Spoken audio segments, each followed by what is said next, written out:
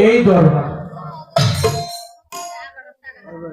পালা গানের যে বিষয় আদি, পালা গানের যে দুইজন শিল্পী আপনাদের সম্মুখে আমরা জানতে পারলাম, দুজনে মিলে কথোপকথন চলবে।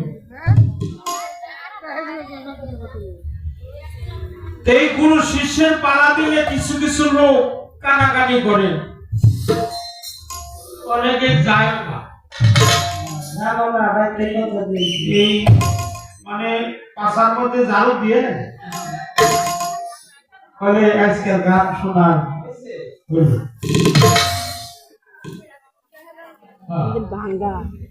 কিন্তু পালা গান যারা মনে করে যে গুরু শিষ্য দিলে যে গান হইল না, তারা তো গানই বুঝে। যে কোনো পালা দিলে এটার নামই গুরু শিষ্যের গান। শরীয়ত মারফত দিলে এটাও গুরু শিষ্য। যে মারিফতের পালা গান গায় সে গুরুর আলোচনা দেয়। নবুয়ত বেলায়েতের পালা দিলে বেলায়েতের পালা যিনি গায় তিনি গুরুর আলোচনা। কাম প্রেম পালা দিলে প্রেমের পালা যিনি গায় তিনি এই গুরুর আলোচনা। অর্থাৎ সব পালার সারমর্ম যে পালার মধ্যে অন্তর্নিহিত হয় এর নাম হলো গুরু শিষ্য। খারাপ বলছি? এই জন্য একজনে কইতেছে যে কি পালা দিল, এদিকে যায়, ওটা আমার কানে আসছে। হ্যাঁ, আর একজনে কইতেছে তারাই তারাই। হ্যাঁ, আর একজনে কইতেছে গান শোনাচ্ছে। গান শুরু করলাম সবে মাত্র। রেডিও যদি ছোট হয়, খবর কিন্তু বিবিসি দিয়ে আসে।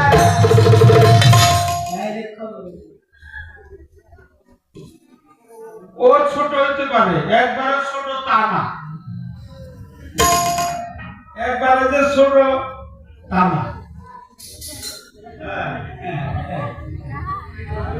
কিন্তু ওর কালাম, ওর সম্মান, ও যে গান গাইতেছে এখানে ছোট অনেক সাধকের বাণী কখনো ছোট হইতে পারে না। প্রশ্ন গানে চলে যাব। আমাদের সামনে এই লাইভ চলছে, রেকর্ডিং হইতেছে, কে কি কথা কয় এগুলো যাচাই বাছাই হয়। আবার একদল আছে এরকম আকুরে রয়েছে, তার গানে অনেক কোন জায়গায় ভুল পাইব আর নেই তার ধরে গান গাইতেছি এনে আমি গান শেষ করতেই পারবো না, আগে গান আমাকে বাড়তে যায়।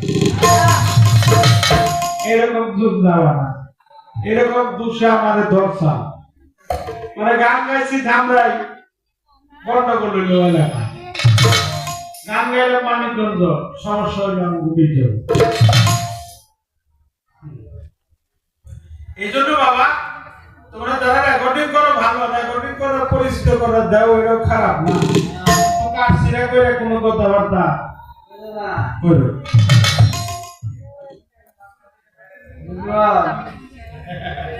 এই জন্য প্রশ্ন করছে যে এই যে ভক্তি, যে ভক্তি আমি দিব ভক্তি, সাধুরা কয় পায় মুক্তি, কিন্তু মুক্তিদাতা হলো প্রিয় নবী। সকলেই বলেন সাল্লাল্লাহু আলাইহি ওয়াসাল্লাম। শিক্ষণীয় বিষয়, রাসূল পাকের নাম নিলে সম্মান দিয়ে কথা বলবেন।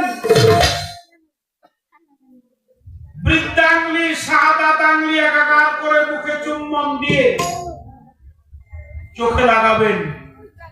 আল্লাহর রাসূল বলে যে আমার নামে সম্মান দেয়, আমি কাল হাসরে তাকে জান্নাতের ফয়সালা করি। সুবহানাল্লাহ। এজন্য আমরা রাসূলকে মানি, সম্মান করি, আল্লাহকে মানি, আমরা পাক পাঞ্জাতনকে মানি, আহলে বায়াতকে মানি। কিন্তু ভক্তি আমাগো ইসলাম ধর্ম নাই। ইসলাম ধর্মে আছে হলো সেজদা। ভক্তি হলো সনাতন ধর্মে থেকে আসছে, এটা সংস্কৃতি ভাষা। আর ইসলাম ধর্মে দুই প্রকার সেজদা আগে ছিল। এখন তথ্য প্রযুক্তি এতটাই উন্নত হয়েছে, এ পর্যন্ত পাওয়া গেছে সেজদা 5 প্রকার। সেজদায়ে ফারজিয়া, সেজদায়ে দাওজিয়া, সেজদায়ে তাহরিয়া, সেজদায়ে তাহমুদি, সেজদায়ে ইবাদতি। তাহমুদি যেটা, এটা হলো তাসবিহ, একটা তাসবিহ আর একটা ইবাদতের সেজদা। ইবাদতের সেজদা করতে গেলে তোমার 8টা রুকনের প্রয়োজন আছে। 1 নম্বরে গোসল, ঠিক কি না?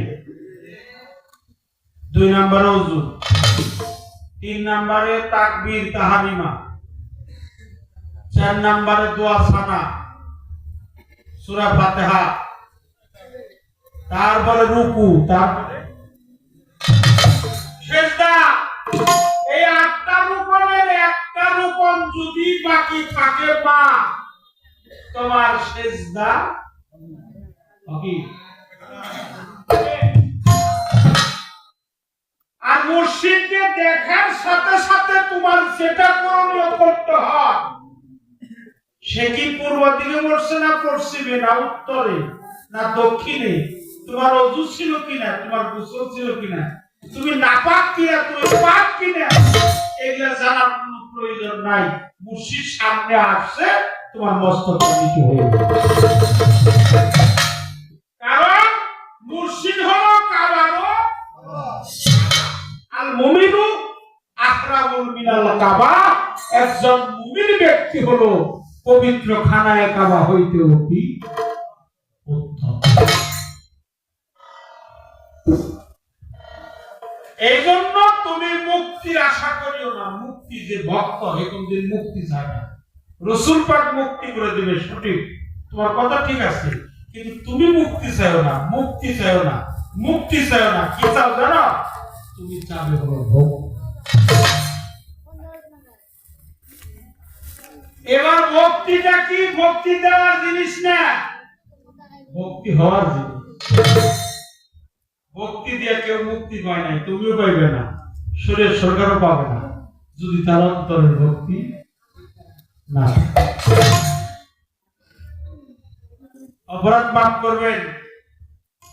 আমাদের দেশে কিছু কবি আছে, জাতীয় কবি কাজী নজরুল ইসলাম, বিশ্বকবি কবিগুরু রবীন্দ্রনাথ ঠাকুর, পল্লী কবি জসীমউদ্দিন, ঈশ্বরচন্দ্র বিদ্যাসাগর। এটা একটু ভাষায় দেন বা ওপরেরটা বড় করে দেন, ফাঁকে থেকে একটু বলা যায়। এই ভূমিকা একটু রিভাব করো। আমাদের সনাতন ধর্ম, ধর্মটা কি? ধর্মটা কি? ইসলাম ধর্ম, সনাতন ধর্ম, হিন্দু ধর্ম, হিন্দু, বৌদ্ধ, খ্রিস্টান, জৈন, পাদ্রী, শেখ, ফার্সি ইত্যাদি ধর্ম। ধর্ম দুই কোথায়?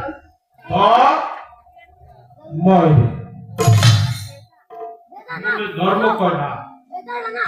মূলে একটাই। ইসলাম একটা গোত্র, হিন্দু সনাতন গোত্র, খ্রিস্টান গোত্র, বৌদ্ধ গোত্র।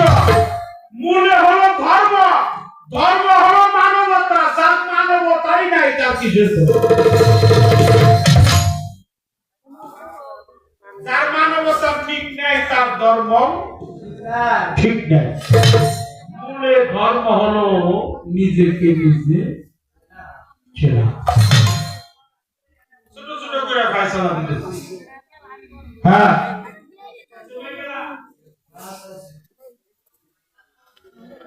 হিন্দু গো বিয়ে হয় পাকে পাকে।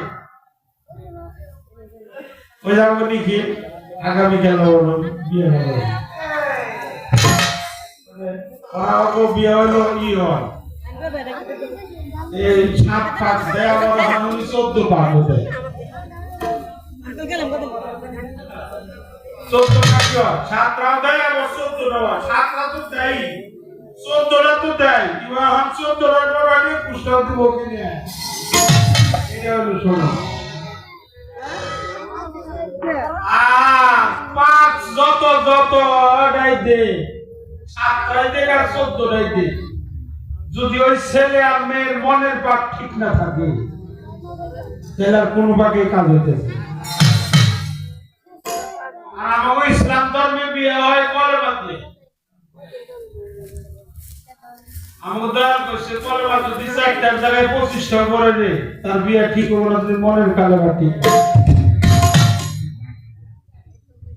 তো সনাতন ধর্মের একজন দার্শনিক, একজন বিদ্যাসাগর, কথাটা একটু বলবো যদি অনুমতি দেন তাহলে বলবো। এই ধর্মে আল্লাহ খুশি, নিজেকে নিজে চিনলে আল্লাহ খুশি, নিজের তুমি চিনো না। তো বিয়ে করছে, স্ত্রীর শরীরে হাত দিবে, দৈহিক মিলন করবে। তো স্ত্রী ডেকে বলছে যে আপনার নাম কি? বলে আমার নাম হলো ঈশ্বরচন্দ্র। কেউ কেউ বলে আমি নাকি বিদ্যাসাগর।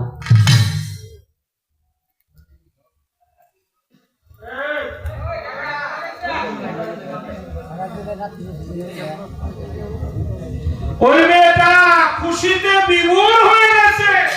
হায় হায়, আমার এমনই কপাল ভালো, একজন ঈশ্বরচন্দ্র বিদ্যাসাগরের সাথে আমার বিবাহ সম্পূর্ণ হয়ে গেছে। বলে আপনার স্বামীর জায়গায় থাকেন, আমি স্ত্রীর জায়গায় রইলাম, আমার একটা প্রশ্নের উত্তর দেবেন, তারপরে আপনার আমার দৈহিক মিলন হবে। সে বলল বলো কি প্রশ্ন? আপনি ঈশ্বরচন্দ্র বিদ্যাসাগর, আপনি এত বিদ্যা জানেন, আপনার কাছে প্রশ্ন, আপনি কি ভক্তি বিদ্যা জানেন? ভক্তি নামে যে বিদ্যা আছে, এটা জানবো তো দূরের কথা, জীবনে উনি জীবনে শুনে। তোমাকে বলি মা, ভক্তি দেওয়ার জিনিস না, ভক্তি হলো নারী, ভক্তি হলো স্ত্রীলিঙ্গ। ভক্তি হওয়ার জিনিস, ভক্তি হয়ে গুরুকে ভক্তি দিতে হয়। আর ভক্তি যে পায় সে হলো ভক্ত, ভক্ত যে হয় সে মুক্তির আশা করে না, সে ভক্তি পদ অর্জন।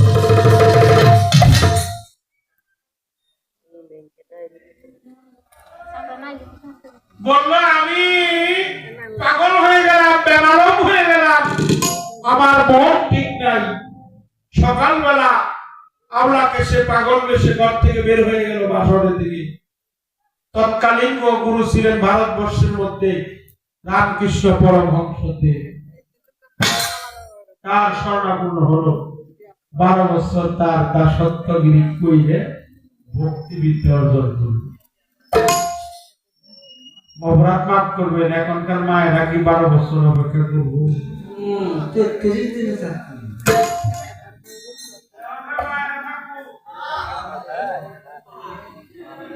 হ্যাঁ, কবজা আমার ভক্তিবিদ্যা ওরা করবে, ওরা কোন বিদ্যা এখানে না। এই জন্য ভক্তিবিদ্যা, ভক্তি স্ত্রীলিঙ্গ। তুমি ভক্তিবিদ্যা অর্জন করো, ভক্তি হও, ভক্তি দিও না, ভক্তি হও। কত একটা ফায়সালা করো।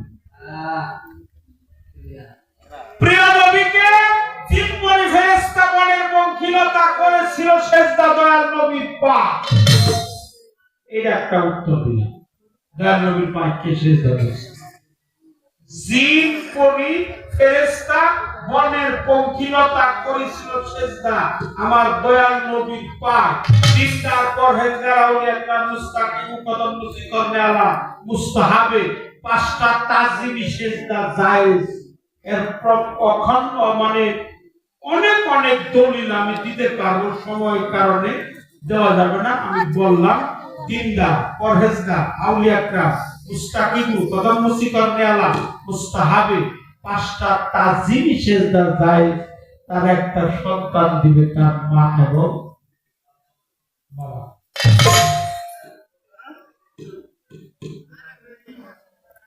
ইউসুফের ঘটনার দিকে যাবি না ওরা আরো ঘটনা ওরা করতে গেলে আরো 1 ঘন্টা লাগবে সন্তান দিবে তার মা বাবাকে ছাত্র দিবে তার শিক্ষককে স্ত্রী দিবে তার স্বামীকে গোলাম দিবে তার মনিবকে দেশের ন্যায় পরায়ণ বাদশা থাকলে প্রজা দিবে তার রাজাকে আর একজন ভক্ত দিবে তার গুরু দিয়ে দিলাম এর নজরানা দিয়ে তো আমার বিপদ হলো নজরানা দেওয়ার একটা দলিল ওটা জরিমানা জরিমানা তুমি ধরা হিন্দুরা দিলে কয় দক্ষিণে আমাকে ইসলাম ধর্মে ওটা ই কয় না হাতিয়া না হাতিয়া হলো দান ওই একটা কোরআন শরীফ কিনবে দান যদি বলেন কত টাকা তাকি তো করবো এটা করবো হাতিয়া এই জন্য এটা হলো সূরা মুজাদ্দেলার নাম্বার হলো 12 রাসূল পাক নূর নবী সকলে বলেন সাল্লাল্লাহু আলাইহি রাসূল পাক যখন সাহাবীদের বাড়িতে যাইতেন সূরা মুজাদ্দেলার 12 নাম্বার আয়াত সাহাবীদের গোপনে গোপনে তাকে কিছু সম্মান দিত এটা সম্মান এটাকে নজরানা বলা হয় এটাকে মুজাদ্দেলা 12 নাম্বার আয়াত তথাপি তখন ছিল নবুয়তের জামানা এখন কিসের জামানা বেলায়েতে ছিল পীর মুর্শিদ ওলিয়া উলিয়া পীর মুর্শিদ নায়েবে নবী নবী নাই নবীর পরে নায়েবে রাসূল নায়েবে রাসূল নবী যদি তোমাদের গৃহে যায় চুপে চুপে কিছু সম্মান দিও কারণ সম্মানী ব্যক্তিকে সম্মান করতে এটা হলো ইসলাম ধর্মের ফয়সালা করলাম সনাতন ধর্মে ভগবান শ্রীকৃষ্ণকে বলেছিল নারদ প্রভু আমি কি দিয়ে তোমার পূজা করব কিসে তোমার পূজা হবে বলছে নারদ বৃক্ষ থেকে একটা ফুল ছিঁড়ে এনে ভক্তি সহকারে আমার চরণ কমলে নিবেদন করে দিন বলে আমার ফুল নাই বলে একটা ফল দিও ফল নাই গঙ্গার একটু জল দিও ফুলও নাই ফলও নাই গঙ্গার জলও নাই বলছে নারদ গঙ্গা বাহ্যিক জগতে না থাকলেও তো তোমার দেহের মধ্যে 2টা গঙ্গা সমস্ত পৃথিবীর পানি শুকিয়ে যাবে 2 নয়নের পানি কি শুকাবে আর কিছু দিতে না পারলেও তোমার 2 নয়নের জল দিয়ে মুর্শিদের চরণ যুগল ধুই আমি দেহাওনে যে বিশ্বের দেহাদার দেখো এর কোন কথা না নয়নের জল দিও একটা ফুল দিও একটা ফল দিও তাহলে কাঁচা 5টা চাউল আর 1 গ্লাস দিও কিন্তু খালি খালি কোন দিয়ে এলে এই সব খালি যাইবে শেষ করলাম একটা গান করব বিদ্যা কেমন ওই দেখছেন সারা ইরানি কয় মানুষের সারা রাত বাইরে সাপ এতক্ষণ চাবিয়া ছবিয়া নিয়ে আইলে এত কষ্ট কষ্ট করিলে একটু বুঝতে একটু যে নিয়ে আইলে আর কত চেষ্টা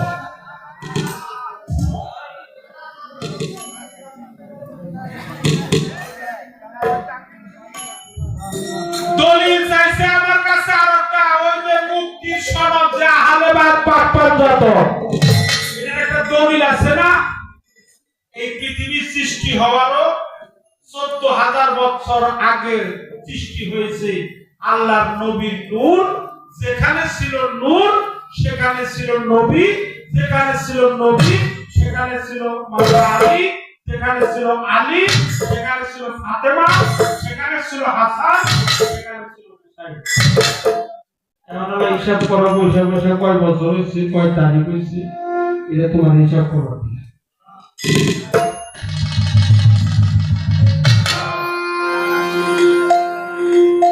একটা গান আমার এখন গাইতে হবে এখন আগে কথা বলতে হয় গো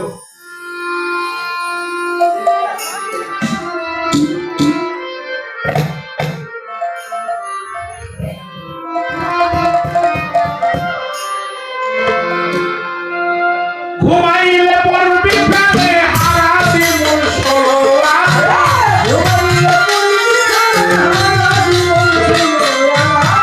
ঘুমাইলে পড়বি প্রাণে হারাবি মন সরোয়া কমন কমন সুতা ধনে জ্ঞান নয়নে ঘুম যায় না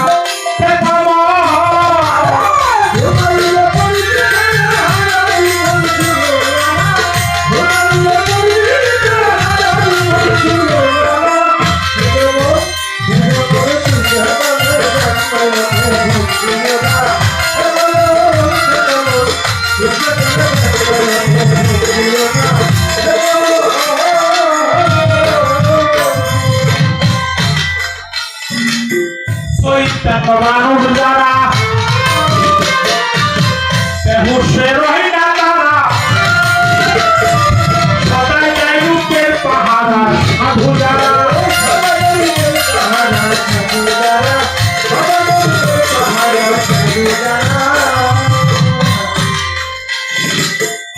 আমাদের কি খারাপ লাগতেছে বাবা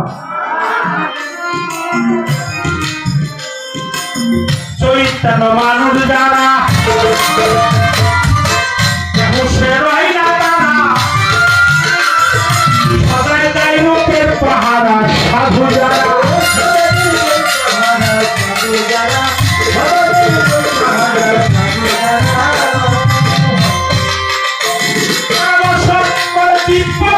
ভগ্ন বলে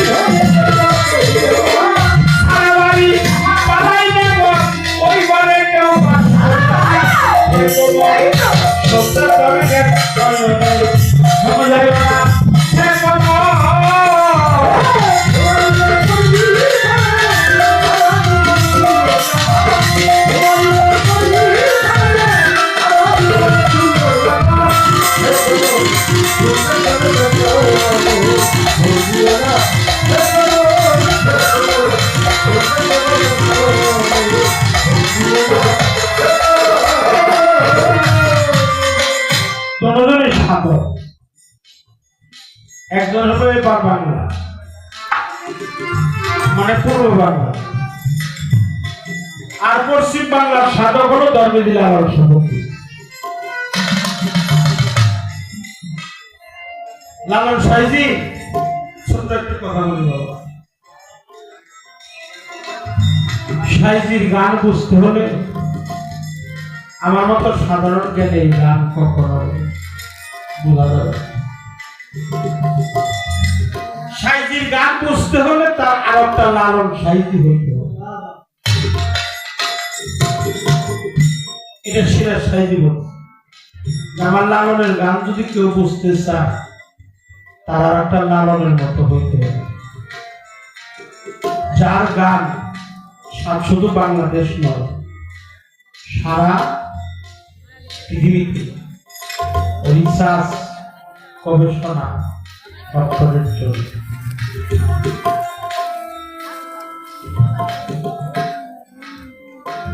কিন্তু সেই লালন সাইজি লেখছে, আমি বসে আছি আশার সিদ্ধ অকুলে সভায়, কবে সাধুর চরণ ধুলি মোর লাগে।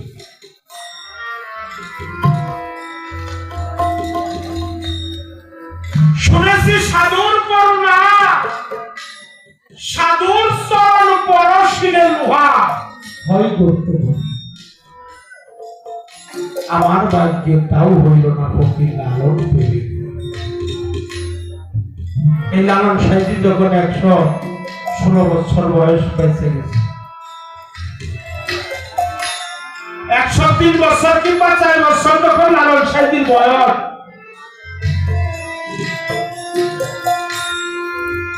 রাস্তাতে চলছে তো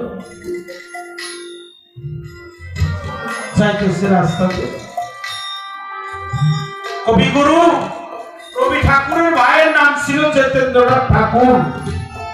এই জিতেন্দ্রনাথ ঠাকুর আর লালন সাইজি যখন একাকার হয়ে গেছে, দুইজনের মধ্যে একটা দেখা দেখি হয়ে গেছে, মাতামাতি হয়ে গেছে। বলছে সাইজি, হ্যাঁ ঠাকুর বলে, আপনার সাথে আমার সাক্ষাৎ হয়ে গেল অনেকদিন হয়, প্রশ্নটা উদয় হয়ে গেছে, করতেও পারিনি, ভালো মানুষও পাই না, শোনার মতো ভালো মানুষ পাই না। আপনি কি আল্লাহরে খুঁজেন? লালন সাইজি বলল, আমি কখনো আল্লাহরে খুঁজি না। ওই তাহলে তো আপনি মুসলমান না। আপনি আল্লাহরে খুঁজেন না, তাহলে তো আপনি মুসলমান না। আপনি কি ভগবানকে খুঁজেন? বলো না, আমি ভগবানকে খুঁজি না। বলে আপনি তো তাহলে হিন্দু না।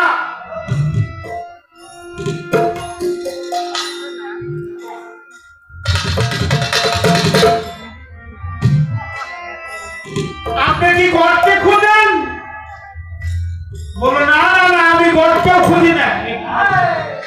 একটু 5 মিনিট পরে দেন, 5 মিনিট পরে দেন, তারা পরে দিবেন, এখন দিন। আমি একটা কথা শুরু করছি, কথাটা শেষ হয়ে যায়। আপনি আল্লাহরে খুঁজেন না, আপনি ভগবানকেও খুঁজেন না, আপনি তো মুসলমানও না, আপনি তো হিন্দু না। আপনি কি গডকে খোঁজেন? বলো না না না, আমি কখনোই গডকেও খুঁজি। তাহলে তো আপনি খ্রিস্টান না।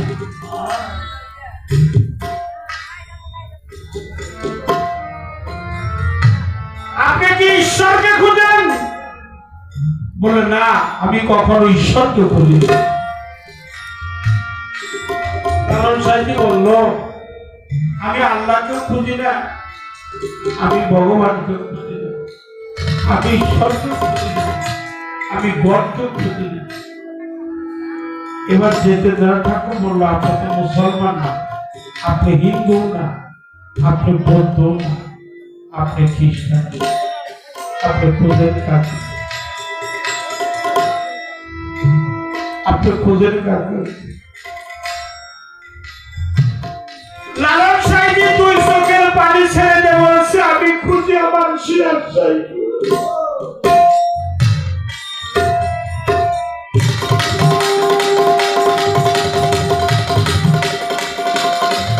আমার মনের মানুষ ছেড়ে আমি খুঁজে বেড়াই তারে, আমার মনের মানুষ ছেড়ে আমি খুঁজে বেড়াই তারে। মুর্শিদ নাম যার হৃদয় মরা, তার মরা কি আর পাইবে?